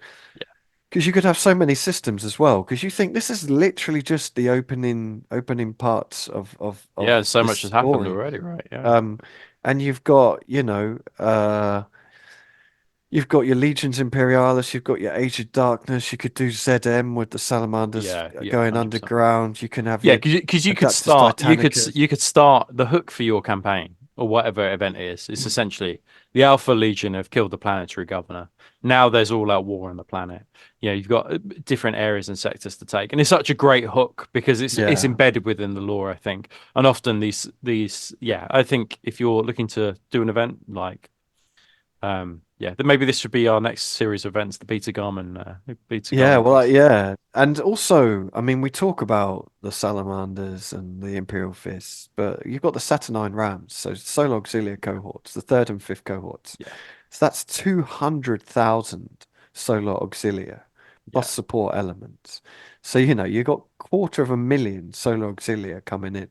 So the fighting isn't just yeah. It's legionnaires not just versus legions, is legionnaires. it? It's Yeah. it's it's it's humans. And one of the things it talks about as well is basically not so much in the inner core systems, but at this point on the outer core systems, there are no workers. There are no, like, everyone is fighting. If you are a human being, you are fighting. There's no still going to work. Like, you are literally just You're not at tilling war. the fields any longer, are you, on the agrarad? Exactly. Yeah, Yeah, exactly. So you've got all these kind of levy militias that are being put together and armed.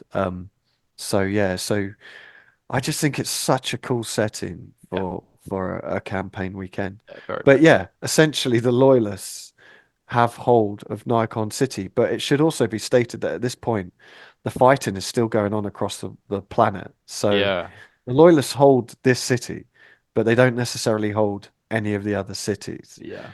Um, But I think so we're yeah, gonna hotfoot it over to our World Eaters friends who we mentioned previously now, yeah. and the penal colony which we referenced earlier on. We said that this will be important for later. Oh no. So essentially, um, and this is, I think, at this point, this is 3 years of Yep. Yeah. Yeah. reaving that the World Yeah. Eaters have done. Praetor Kredjak, he's still alive and kicking, and they fortify themselves on Zeta-Garmon 10, which is the penal colony, which is perfect because it's got loads of convicts there, and essentially. Um, the refugees from the surrounding systems go to Zeta Carbon 10 hoping to be spared, only to find that there are world eaters already on I the mean, planet. if there's Um, one thing I've taken from this whole story, it's that people are making really bad decisions. Like yeah. really bad decisions. And then while this is happening, and we'll probably mention this in on the next slide, but essentially the warp storms are also starting to wane as well. So that if the warp storms are starting to wane, not only does it allow your traitor forces to continue to come in, but also it allows loyalist forces to come in. Yeah. So the world needs to see the writing on the wall, and they're kind of like, right, well, we need to get out of here fast. We've done all the reaving and killing that we need to.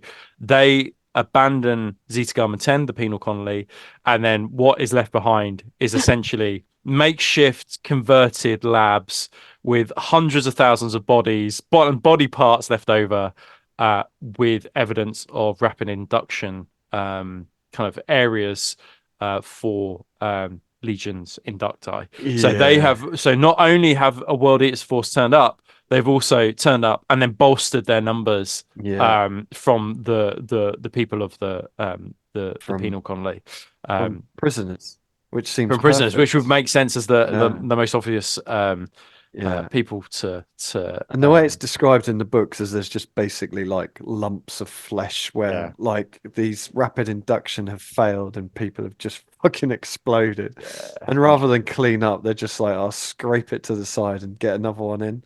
Um, so yeah. Um, and then shortly after that, you have the legate commander of the 278th, the Arcadian Janissaries, yeah. Doresti Saber, And supported by he's quite a several. military commander. He's sort of like a Alexander the Great style military I think genius. This so, guy, right? yeah. So Yeah, this is one of the bits where it's interesting. Um, so he's supported by several regiments of conscripted militia and traitor Imperial Army troopers, and he essentially launches an assault on the hive city of Naldera on Beta-Garmon 3. So he's now on Beta-Garmon 3, and as it's described in the books, Beta-Garmon 3 is considered probably one of the most important yeah. things to take because of this Because of the needle. yeah. Yeah, And Sabar employs a series of cunning feints with fast-moving armored columns. And he basically forces the loyalist garrison of Naldera to kind of withdraw and keep protecting other hive cities. Yeah. And they end up getting spread too thin. And this is like a recurring theme in the Garmin cluster Yeah. of the loyalists end up spreading too thin and then basically get overwhelmed. But the thing I found interesting about this is if you actually go in and read about the Arcadian uh, solo auxilia, Mm. they're renowned for not using vehicles and No, right. operating on foot. And then you got this guy who's using fast-moving armored columns. So it kind of, I was a bit like, okay. Yeah, interesting. But this guy is just obviously, yeah, he's obviously a bit of a military genius. Yeah, yeah, which is quite Um, cool, I think, because if you were looking to base a force around a particular kind of like Solar Orcs force, I think and this would be there's no fantastic. real color plates for him. So this was from the Warhammer community article, and I Mm. read because they're basically their kind of legion was the Emperor's Children. Right. So which makes sense for a fast-moving force for the Emperor's Yeah. Children. So I really like the paint scheme that was done by the Warhammer community with this kind of deep kind of purple and Yeah, grey. that's interesting. And Um, also, the Emperor's Children are known for like their cunning feints as well, right? So it kind of like yeah, yeah, matches those tactics. So yeah, that's pretty cool. But essentially, they've taken Naldera, which is a key kind of like beachhead yeah, and it for the essentially Heresy plan. triggers this kind of massive series of battles Yeah, across the planet. So they've already got Legion Titans fucking murdering each other, and now they've got millions of solo auxilia and militia murdering each other. Um, and then yeah, after nearly 5 years of almost complete isolation, uh, navigators within the Garmin cluster start noticing warp routes becoming less turbulent, and they start receiving like communications from outside the cluster. yeah, Um, and this is the point where Rogel Dawn is like, anyone who is nearby, get to the Garmin cluster fucking now. But the yeah, trouble with this yeah, is you have bits of fleets kind of turning up, just yeah. popping up, whereas the traitors have had a constant stream of reinforcements across the system. You know what I've written in my notes here? I've Go on. written real fucking mess. That's Yeah. the what I've written Yeah. to Yeah. summarize this page. It's really interesting because there's a whole load of text on the page, but essentially, exactly as you say, you've got the warp storms kind of like dying down, and then you've got Dawn saying, "Fucking get there quick, because otherwise we will lose. We will lose this critical sector." And then, but you also just have fleets coming in from warp storms in the middle of traitor Yeah. areas. Like Yeah. nobody's Yeah. got any Yeah. idea from the outside what parts belong to the traitors and what parts belong No. to the loyalists. And actually, more often than not, you have loyalists fleets go into what they think is a loyalist sector, is a traitor sector, and then they just get murdered straight away. Yeah. And it's so chaotic. And this isn't even the most chaotic or kind of battlefield fueled No. part of the of the Beta-Garmon kind of like war, but it's an absolute mess. And on top of that as well, you've got the traitors picking off the edges of the sector, which forces the loyalists within the center to Yeah. go to, and then it weakens the center because the loyalists are then having to go out to the fringes to deal with Yeah. these traitors. So the loyalists are constantly on the back foot, and the traitors are the ones just being so aggressive within this And within also with that as part well of the is war. sometimes you've got fleets that are coming into areas that are so there's so much heavy fighting that they're telling everyone we're loyalists. But basically those transmissions are getting lost Yeah, because there's so much transmissions being sent yeah, because there's so many ships that you've got loyalists or traitors end up fighting each other because they're just like, fuck, who are these? Where have yeah, they come from? Quick yeah, attack them. So you've got some loyalist fleets that are turning up and literally just getting wiped out yeah.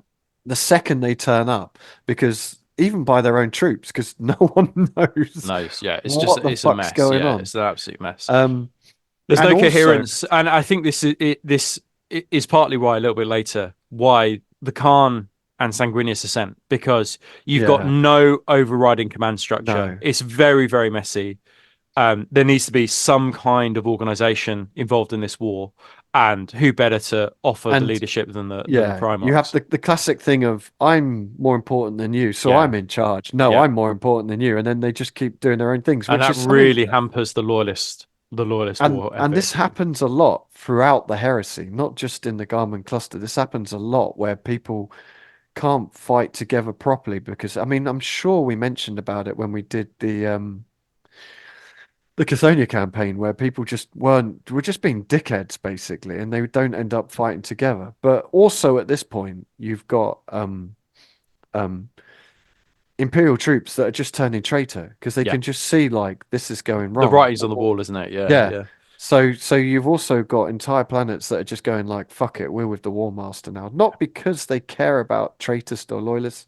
yeah, They don't care about these people because they'll never see these people. But it's self-survival. yeah, It's just they can't run away, so they'll change yeah, sides. Um, but Rogel Dawn is Rogel Dawn. You know, he's sending these fleets in. He knows it's a clusterfuck, but he also knows exactly who he's sending, what he's sending. He's calculating what can I keep in terror, what can I send. You know, it is a clusterfuck in the system, and Rogel Dawn is operating off minimum information because the Rune Storm is only now just starting to ease. Um, but you now also have Outrider fleets. So this is year 12. You've got Outrider fleets that are now appearing because, you know, Horus isn't in system. The bulk of Horus's forces are still out of the system. They're making their way here. They're getting held up by this, that, and the other.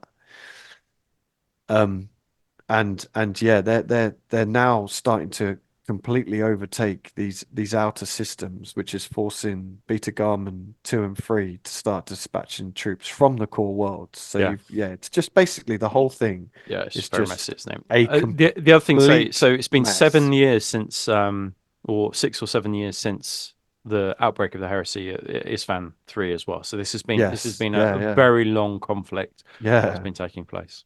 But it doesn't officially start till the year 7.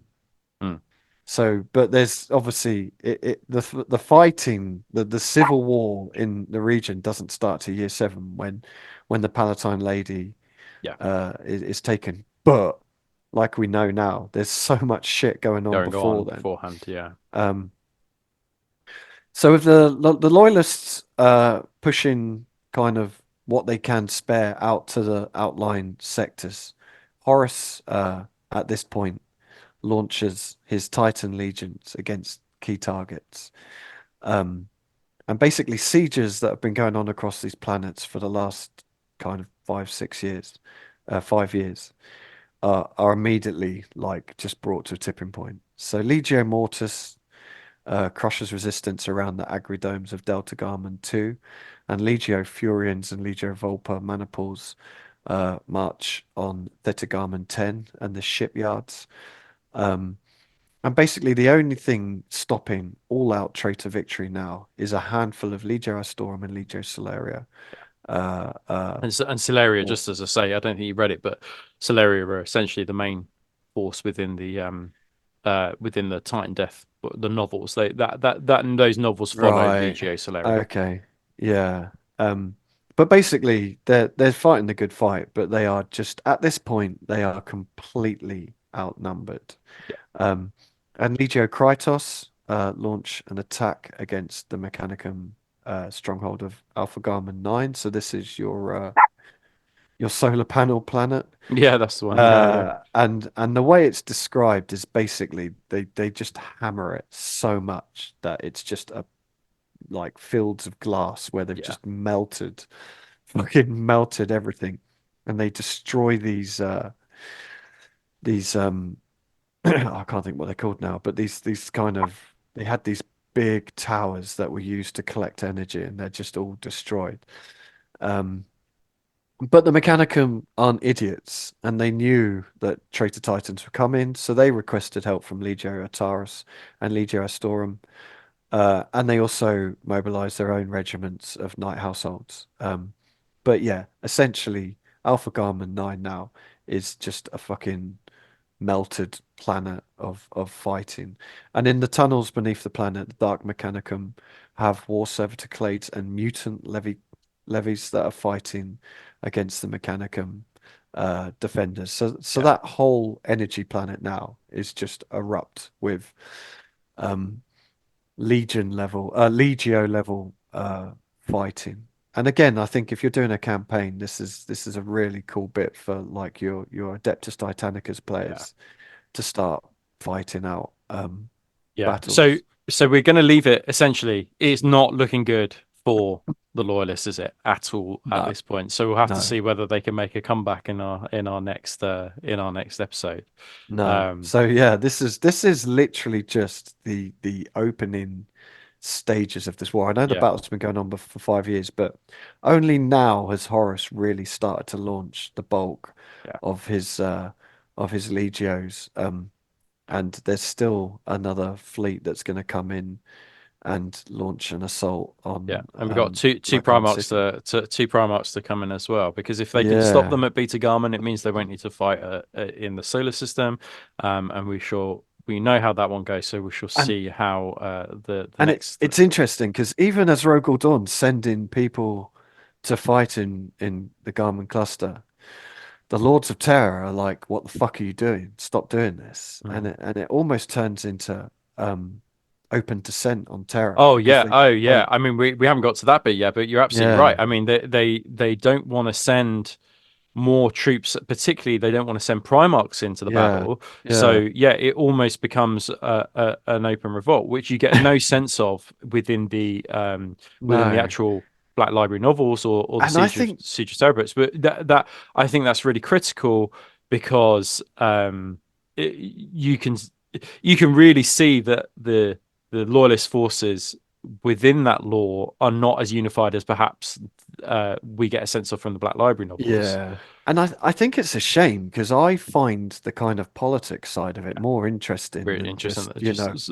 Bob fired his bolter bolter. porn, right? Yeah, Yeah, yeah. yeah, 100%. Um, but yeah, essentially, it's all going wrong. Like the loyalists are not having a good time. They're fighting the good fight, they're defending, and then some planets loyalists are winning and traitors aren't. But Yeah, basically, by this stage, it's just open warfare across the entire cluster. Millions of people, probably billions, have already been killed. yeah, Um, like just the amount of Titans that have already been lost is more than probably exists in the 40,000, yeah. 41st For millennium. this one, yeah. So Um, when yeah, so the next episode, so it won't be. So I'm going to be recording with John next week, but hopefully the week I think beginning the 8th. So kind of early mid May, people will be able to get part two of the War for Beta Garmin. Is that right, Lee? That's what we're aiming hopefully, for, yeah, isn't it? yeah, yeah, yeah, yeah. Cool, cool, cool. Because I'm sure people are probably very keen to hear the next kind of installment of this story, and then we shall see if we can fit it into 2 episodes or whether it will need to go to 3, 4, 5, or 6, and we'll kind of Yeah. go from there, right? Cool. Well, thanks ever so much for putting that together for us, No Lee. It was a worries. tour de force of heresy lore, and yeah, we just got a few more things to see us out for the end of the show, haven't we? So, shout out to our sponsors. So, shout out to Beowulf. Again, go check him out. He's on Instagram and Facebook. Yeah, where Uh, where the squad sprue hasn't given you all your bits, yeah, go to him go for all your check. weapon options. Yeah, exactly, exactly. And BattleBling. And again with BattleBling, if you use Heresy Hammer code, you get 10% off. Go check them out, especially if you're looking at reliving some of these Legio Mm, battles. They do a absolutely. lot of stuff for Adeptus Titanicus and Legions Imperialis. So go check them out. And shout out to our hashtag Roll of Honor. So we haven't really mentioned it, but we obviously do Patreon. We do 2 videos a month, talking more tactics, more rules. Um, and then we do giveaways and fucking all sorts of shit. So go check it out if you're Yeah, interested we're in we're what you've currently heard midway. Me and today. John we're recording on Friday. We're doing the second part of our Custodes Custodes. series for our Patreon. This isn't even all our patrons. This is just our top No, tier Christ, patrons, isn't yeah. it? We've got over 300 patrons at the moment. And yeah, so we're halfway through the Custodes. We looked at the HQ and the troops last time, and then this time we're looking at the Dreadnoughts and we're looking at the Venatari, the Heter on guard, and the Sagittarium as well. So yeah, we are Solo Auxilia kind of series, which was a 4-part series, was so popular that we've decided to do exactly the same for the Legio Custodes because I've been desperate to do it for about 2 years now. So So yeah, go check it out. We have different tiers. These are our top tiers, our bestest of best friends. So massive, massive thank you to you guys. We're still blown away by the support we get, so it really does mean a lot. Thank you very much. And that's it. If you got any messages, pop them down. You can email us, but our email account is fucking horrific. We have like a billion messages on there. Lee, it's just a normal amount of messages. Like Lee's It's always crying about this. He's like, as if your inbox has like three messages. My Google email has like 74,000 unopened messages in. Yeah, you see, mine has zero Oh, unopened mate, messages. he's get a grip. Well, do I? But yeah, please feel free to comment if we've got anything wrong. Because, like I say, I mean, there's so much information out there. There's so much stuff. A lot of it is kind of open to Yeah. interpretation. A lot of the books kind of contradict each other. So, if there's anything we got wrong or anything we've missed that you think's pertinent, stick a comment down below. Otherwise, we'll see you at the next one. Cheers, guys. Take care.